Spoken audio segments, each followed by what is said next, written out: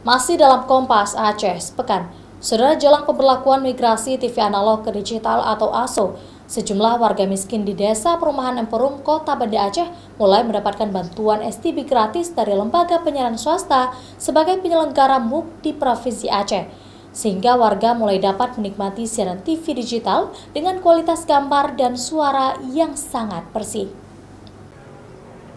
Untuk mendukung program pemerintah migrasi TV analog ke digital, lembaga penyiaran swasta di Aceh sebagai penyelenggara multiflexing sejak 1 bulan terakhir ini mulai mendistribusikan set-top box gratis kepada warga kurang mampu yang ada di Kota Banda Aceh dan Aceh Besar.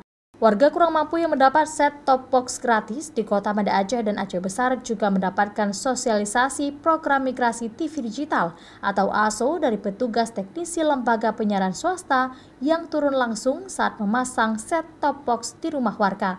Seperti Nini Suryani, warga Desa Emperum, Kota Banda Aceh mengaku sangat terbantu dengan adanya bantuan STB dari lembaga penyiaran swasta karena kondisi TV sebelumnya sudah jarang ditonton lantaran siaran mulai hilang dan berbintik.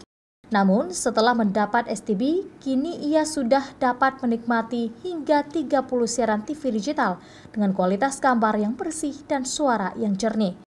Udah dapat MVB dari RCTI. Dengan ada MVB, TV jadi terang dan kami bisa nonton